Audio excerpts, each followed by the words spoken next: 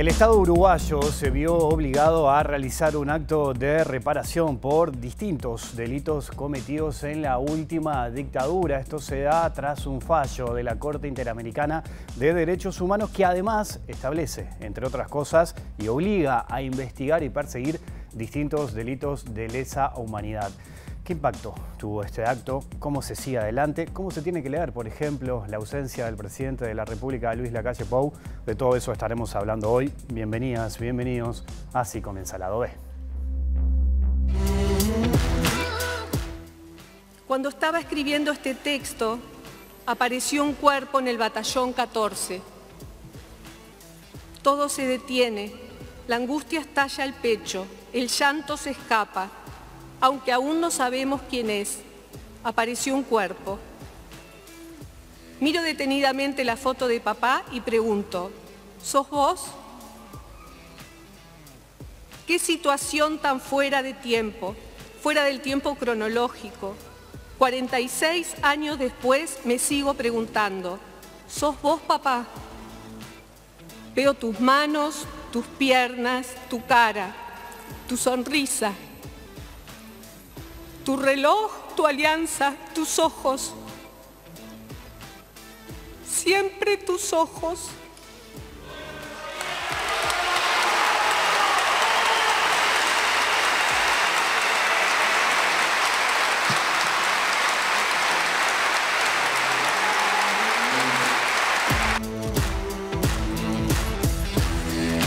De varios temas estaremos hablando esta noche aquí en Lado B. En la pantalla de TV Ciudad con Karina Tassino. Es un gusto, Karina, recibirte. Bienvenida a Lado B. ¿Cómo estás? Muchas gracias a ustedes por la invitación.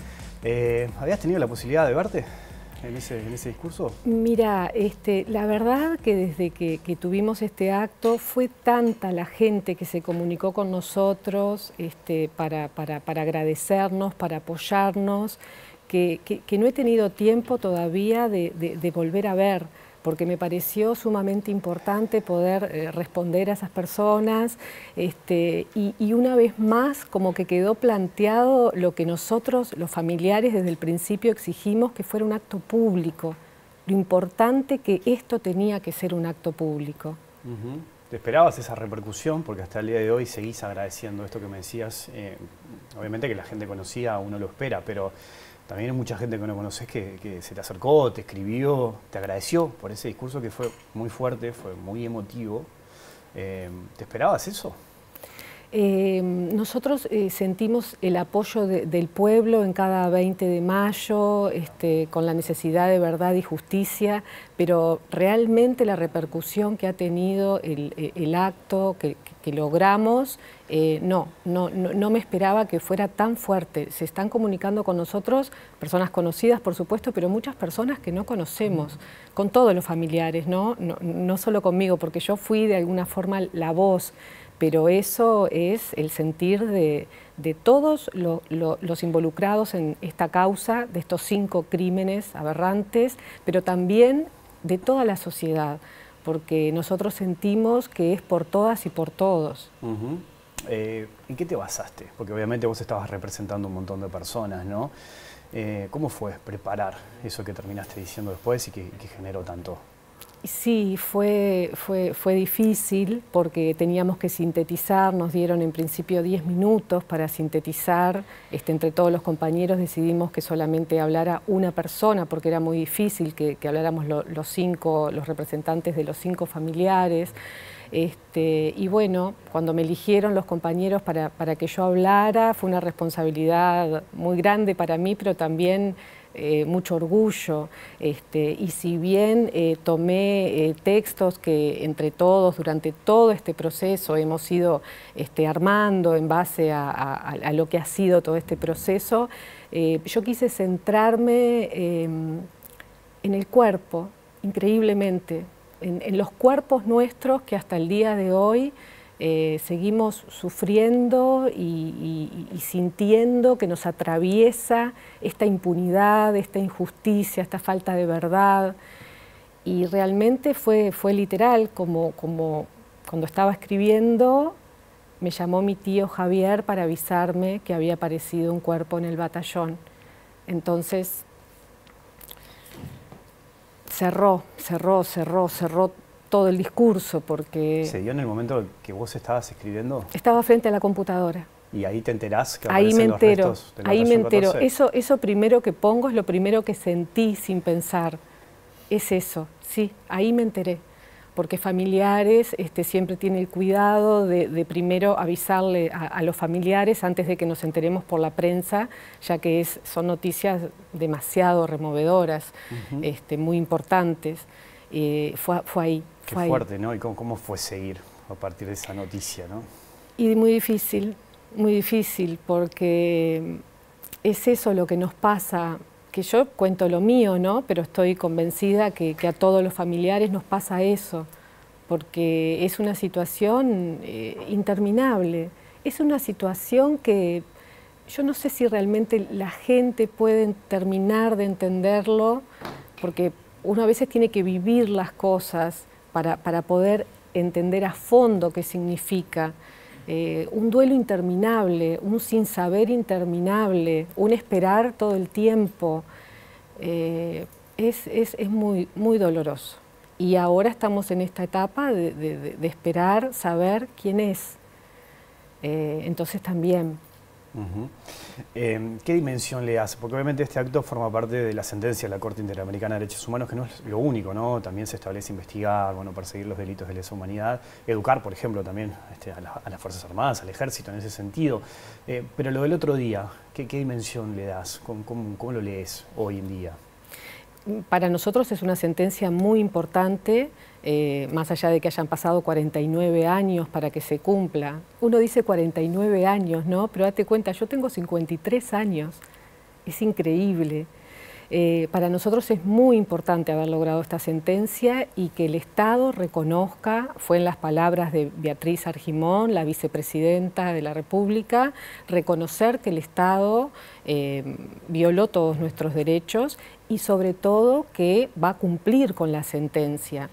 Porque hay que entender que este acto, que nos costó mucho llegar a él, aunque parece raro decirlo, porque tendría que haber sido lo más sencillo, porque es la primer parte donde el Estado reconoce. Nos costó mucho llegar, tuvimos bastantes complicaciones para organizarlo, todo esto que te explicaba de que queríamos que fuera público y no pudo ser. Pero bueno, ahora viene cumplir la sentencia. Entonces, ahora viene justamente todo ese derecho a la verdad que se nos negó y a la justicia que se cumpla.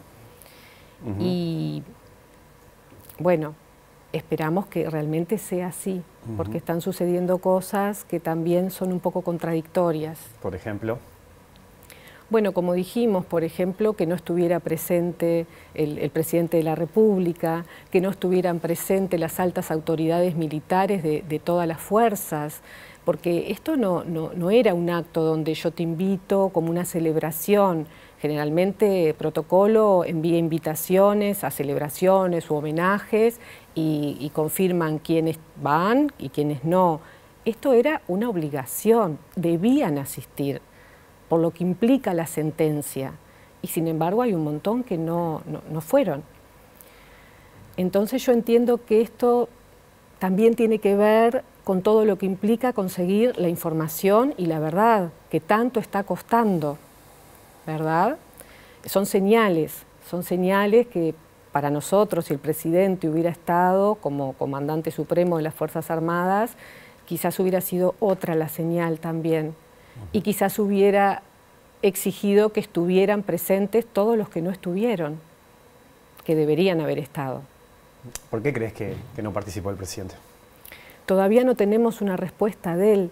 Eso es lo que más también nos sorprende, porque él siempre dijo que se iba a hacer cargo y que era un presidente que se iba a ser responsable en todos los aspectos, y con nosotros no lo está cumpliendo. Porque imagínate que ni siquiera nos responda. Nosotros varias veces insistimos en que era importantísima su presencia y nunca recibimos un por qué no. Entonces, bueno, pero me quedo con las palabras de la vicepresidenta que se va a cumplir con la sentencia, ¿verdad? Que es en definitiva lo importante, por estos 5 crímenes, pero también por todos, porque así como con la sentencia Hellman, nosotros no se avanzó en la investigación, no se avanzó en la verdad, en encontrar los restos de María Claudia, pero se avanzó en la Fiscalía Especializada, que eso ha sido un logro fundamental, porque desde el 2017 se creó, desde el 2018 todo lo que se ha trabajado por delitos de lesa humanidad y siguen trabajando, bueno, son como logros que nos abarca a todos. ¿Considerás que tuvo que ver, por ejemplo, la posición de Cabildo Abierto, un socio importante de la coalición, en la ausencia del presidente, la postura que ha tenido Cabildo Abierto sobre este tema? Y quizás sí, porque hay que pensar eso, ¿no? Cabildo Abierto es un socio de la coalición, del gobierno. No es un partido aparte que anda solo y resuelve. No, no, tiene un peso importante. A mí me gustaría saber, Cabildo Abierto, un partido que forma parte del Senado, que explique qué significa que es un bochorno este acto. ¿Está de acuerdo con las desapariciones? ¿Está de acuerdo con que hayan pasado esos crímenes de lesa humanidad durante la dictadura y el terrorismo de Estado? Habría que preguntarle, porque no alcanza con decir es un bochorno. Está en contra de la justicia. Bueno, él no se presentó a la justicia cuando fue citado, ¿no? Que tanto había dicho que él se iba a presentar, hasta ahora no lo hizo. Entonces, ¿está en contra de la justicia? Tendría que explicar eso también. A 50 años del golpe de Estado, donde todos deberíamos reflexionar para el nunca más.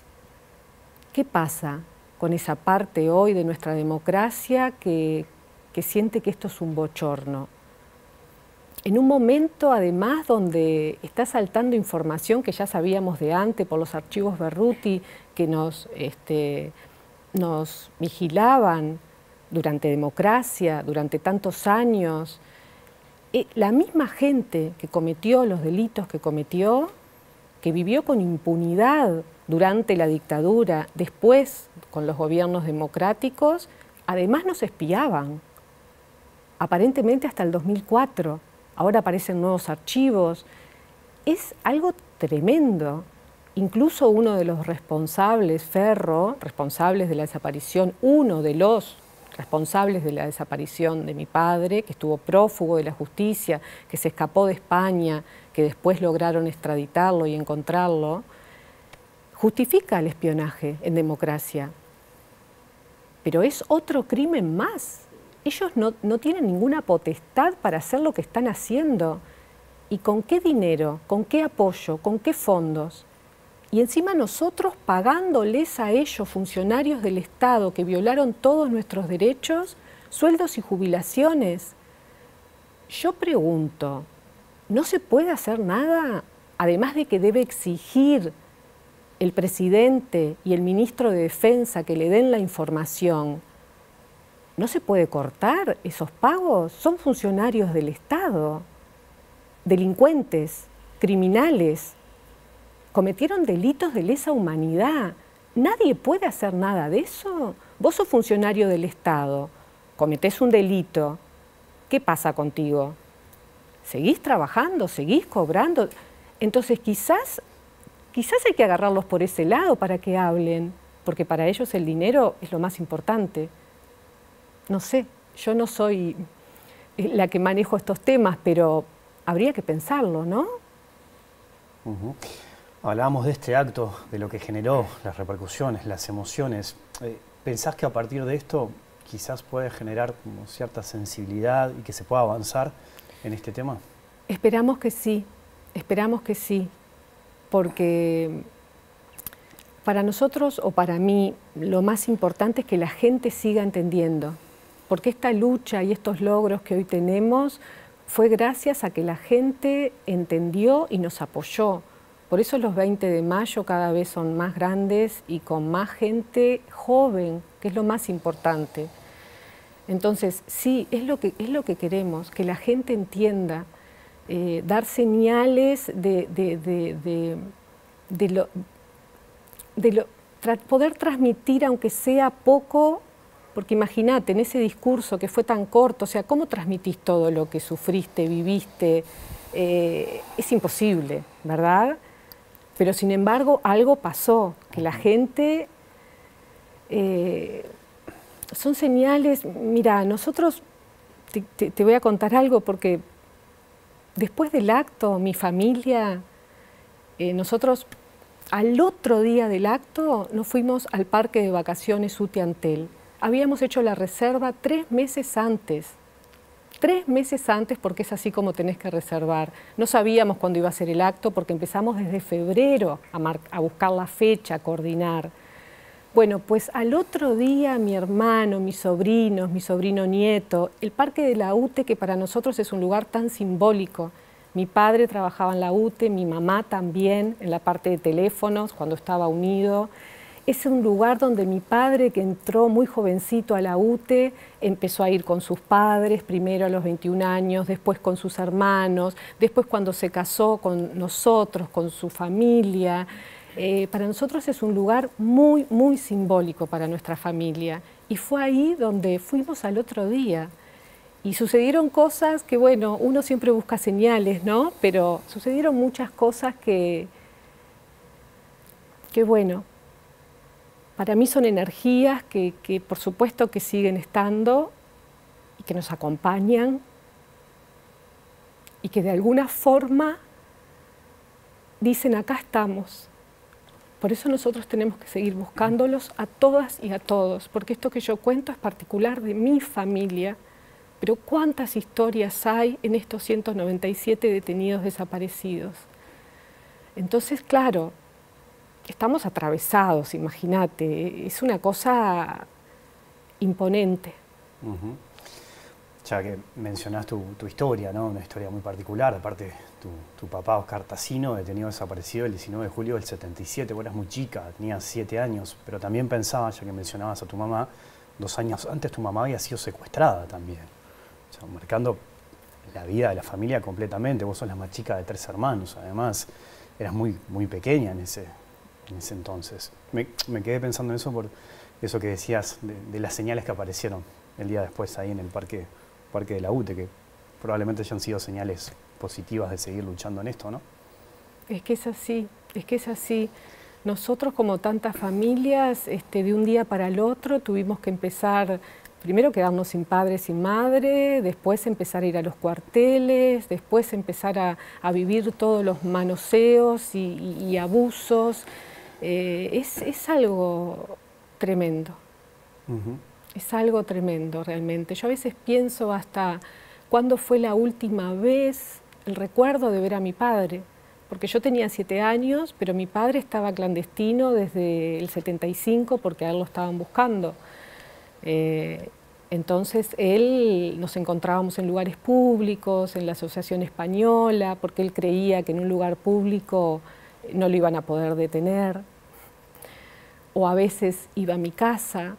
Y yo tengo un recuerdo de una noche que mi padre llegó a mi casa. Nosotros vivíamos con mi abuela Mamina, su mamá. Y Mamina le cocinó, porque imagínate, él estaba sin un lugar fijo donde estar. Mi abuela le cocinó un churrasco y puré. Y yo me senté al lado de él. Y él me convidaba. Imagínate la situación en la que él estaba, ¿no? El hambre, el frío, qué pasaría. Pero él me convidaba y la abuela me decía, deja comer a tu padre, deja comer. Y para mí era un ritual que lo hacíamos juntos, cuando vivíamos los 5 juntos. Entonces, son cosas tremendas. Decías algo ahí, al pasar hoy, que me parece que es fundamental en todo esto, ¿no? Lo vimos en la última marcha del silencio, lo vemos todo el tiempo. En los últimos años lo vemos, la presencia de las nuevas generaciones, los jóvenes. Hay un montón de jóvenes que toman esta causa como propia y siguen adelante y siguen buscando verdad y justicia. ¿Qué reflexión te genera eso, ¿no? ¿Cómo lo ves hoy? Y lo más importante, porque esto trasciende generaciones. Date cuenta, los desaparecidos eran padres, eran esposos, eran hermanos, pero ahora son abuelos, bisabuelos. Entonces, claro, las nuevas generaciones toman esa bandera, porque creo que, por suerte, entienden que no pueden vivir en un país, en una democracia, donde hoy se siga cometiendo ese delito. Porque, como decimos, esto es una sentencia del presente, porque hoy se sigue cometiendo ese delito. Y no podemos aceptar un futuro de esa manera. Tiene que terminar esto. Tiene que saberse la verdad. No hay más argumentos para evitarlo. Hay de todos modos personas que niegan lo que pasó, que tratan de cambiar la historia, de alterar todo lo que ocurrió. ¿Por qué es que crees que pasa eso? Yo creo que se llama impunidad eso. Porque por un lado están quienes cometieron estos delitos, que son criminales, que están orgullosos, que ellos no van a cambiar, porque por algo siguen ocultando la información. Pero yo creo que también hay muchas personas que apoyan lo que ellos hicieron, por algo hablamos de que la dictadura fue civil-militar, apoyan lo que ellos hicieron, pero también hay muchas personas que no terminan de entender o de saber lo que pasó. Porque durante tantos años mentirle a la gente y decir que no existían desaparecidos, o en el caso de las muchachas Diana, Laura y Silvia, que no fueron acribilladas como fueron acribilladas, de esa manera tan cobarde. Durante tantos años se mantuvo eso, que no es fácil cambiar eso, porque son años de mentira, son años de mentira, son años de decir no hay desaparecidos, se fueron del país, están en el exterior, a las muchachas fue un enfrentamiento, tuvimos que defendernos. Hoy la justicia demuestra que todo eso es mentira, que les dispararon desde adentro. Hay fotos, hay testimonios escritos, entonces hay que desarmar eso y la gente tiene que entender, porque además hoy nos pasó a nosotros, el enemigo fuimos nosotros, pero mañana puede ser cualquiera, porque fuimos enemigos por pensar o tener una idea de una justicia social, una mejora, y fuimos enemigos. Yo, volviendo al tema de mi padre, ¿no? Date cuenta, mi padre a los 15 años empezó a escribir un diario donde él ahí ponía todas sus cosas importantes de su vida y transcribe una carta que él le manda al presidente Martínez Trueba, una carta, él con 15 años, donde diciéndole que lo guía su corazón, preocupado por las injusticias que existen, por el egoísmo que hay, por las penurias de un montón de hogares.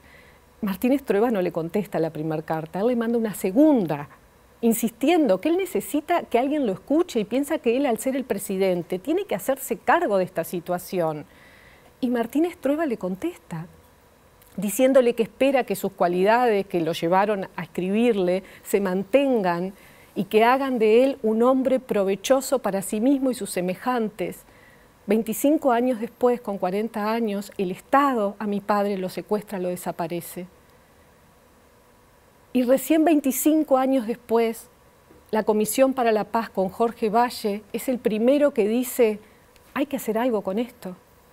Abre una puertita, como decimos siempre, sobre este tema.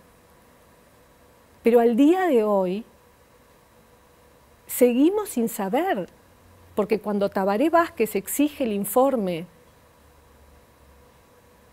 ellos mienten. Una vez más, mienten.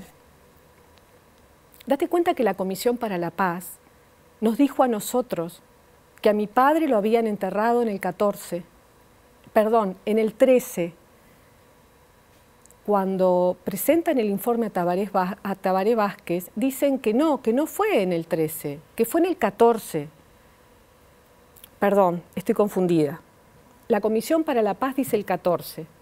el informe de Tabaré Vázquez dice que no fue en el 14, que fue en el 13, que lo desenterraron, lo cremaron, pero tiraron las cenizas en el 14. Y encima dicen que mi padre se suicida yendo solo al baño, sin custodia, y que no saben cómo, porque no pudieron hacerle la autopsia. Es un manoseo tan grande, es un descaro tan grande. Por eso sería importante que el ministro de Defensa realmente entregue esta información que se le está pidiendo, que el viernes venció el plazo y no lo entregó. Ese informe que hicieron estos generales, Díaz y Bernix, lo tiene que entregar. No alcanza a conseguir diciendo, no tenemos la copia, se le entregó a Tabaré Vázquez. Ahora sabemos dónde buscar esa información y sabemos que los archivos están. ¿Considera que falta más compromiso por parte del gobierno para exigir precisamente? Falta más compromiso. Faltó compromiso en todos estos años y hoy falta compromiso. Hay maneras de exigir eso. Dando la orden, como dicen, es vertical, entonces. No responden, que es desacato. Bueno, tiene que haber una manera. Ya no hay manera de negar lo innegable. Porque los cuerpos hablan y los cuerpos aparecieron. Como el del maestro Julio Castro, con un balazo. Karina, te propongo una pequeña pausa y seguimos conversando. Ya sigue el lado B, aquí en la pantalla de TV Ciudad.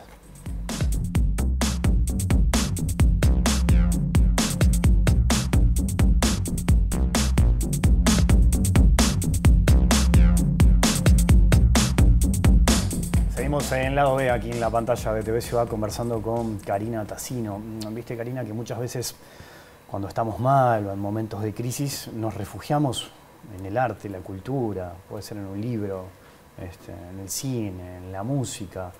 ¿Sigue siendo Silvio Rodríguez uno de tus refugios? Sí, sigue siendo Silvio Rodríguez.